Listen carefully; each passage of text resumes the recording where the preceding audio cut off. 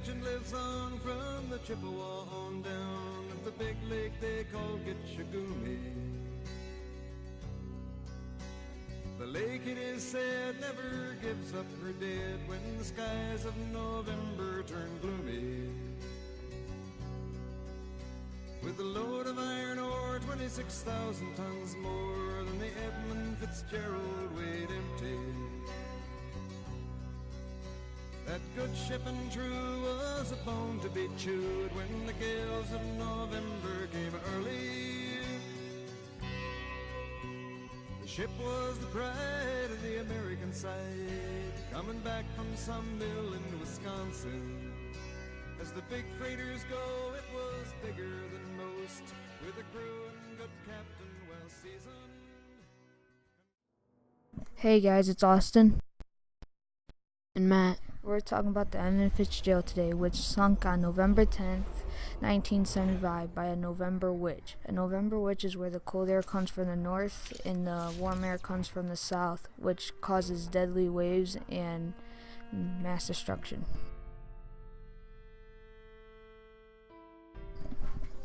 So basically, they went out to get one last load in November. They knew that there were storms in November, but the storm came without warning.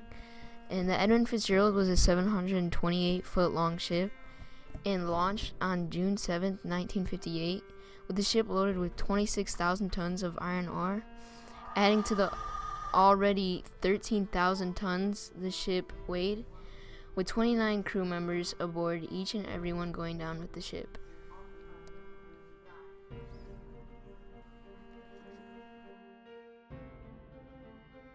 Some of the questions that we have is, how did the water even get in the boat?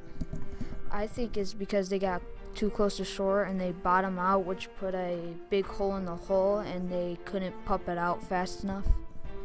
Yeah, so basically, the boat in the Anderson, which was the boat following them, the captain told them to make sure he had his pumps on, but the problem was, when they pumped out the water was coming in just as fast as they were pumping it out, so they couldn't get the water out. And also, they think that it may have been a stress fracture, but since they were close to the shore, because they were sailing blind because their radars were knocked out by the wind, they didn't know where they were going, so they were too close to the shore, and the jagged rocks hit the bottom of the boat and cut it open.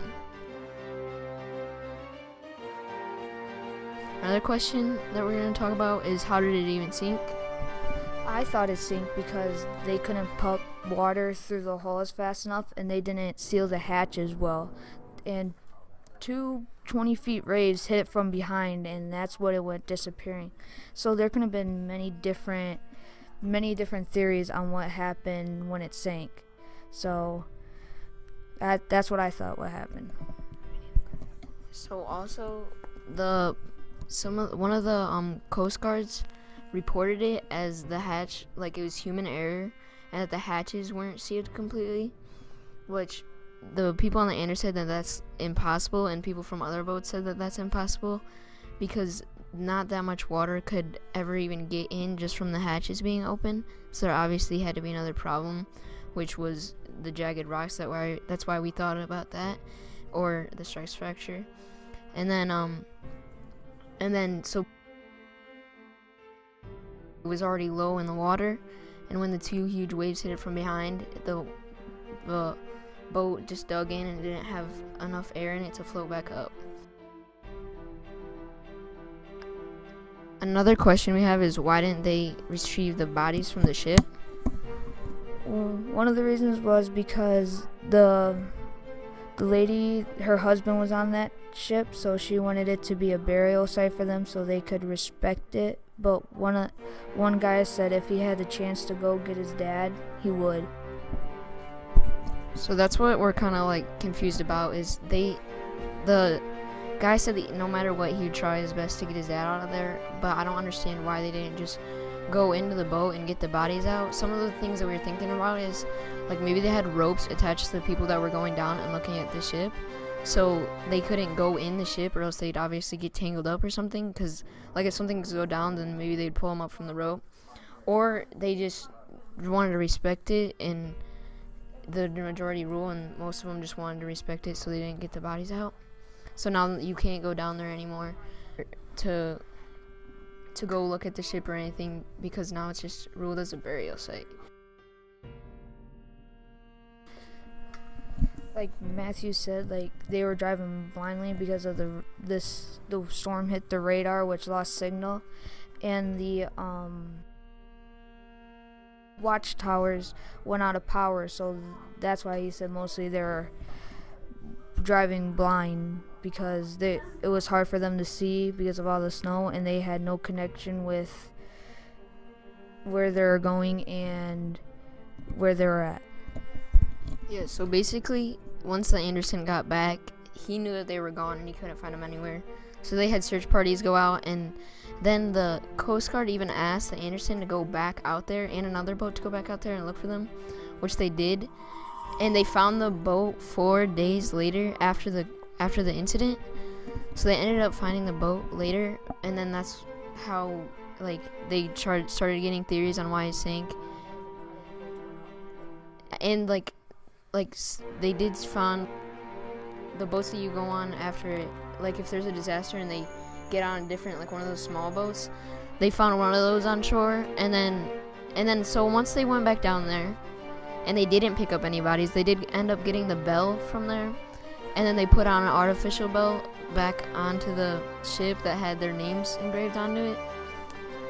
But now you can go and see the bell at museums and stuff like that. The storm that the Edmund Fitzgerald was a monster.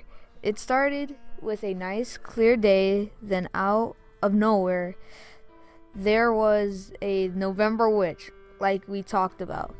There was 35 feet waves, snow, hail, and rain, just a monster storm which was the cause of 29 deaths in the Edmund Fitzgerald.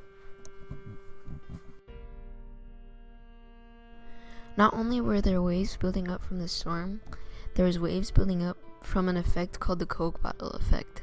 The Coke bottle effect is where the waves hit the edge of the lake, and then they bounce back, and they keep forming bigger and bigger as they bounce back from the shorelines. And we think that that is the cause of these 35 feet waves that took down the Edmund Fitzgerald.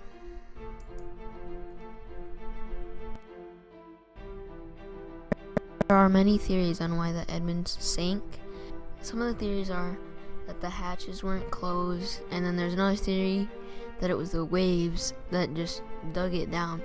But me and Austin think that it's a mixture of both. So basically we think that the hatches were open, causing them to bring in water already, and they went too close to the shoreline, hit the jagged rocks, which then also made them take in more water, which made them lower in the water, and then the 35 feet waves hit the back of the boat, causing the boat to dive into the water and sink and never return.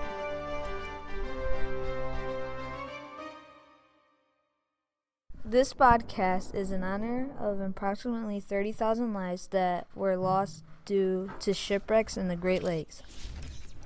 The Edmund went down 40 years ago. All hands were lost. Each crew member had a family and friends just like us, all lost in a storm. Ernest McCormick, the captain, did not even have time to say Mayday. May we please have a moment of silence for all the crews that went down in the shipwrecks in the Great Lakes.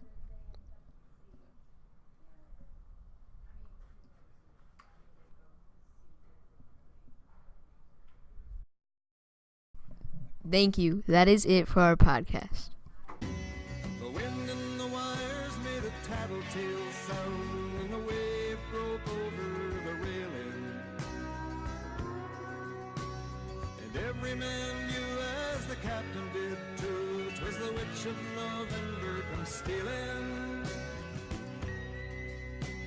The dawn came late and the breakfast had to wait, when the gales of November came slashing. When afternoon came, it was freezing rain, in the face of a hurricane west wind.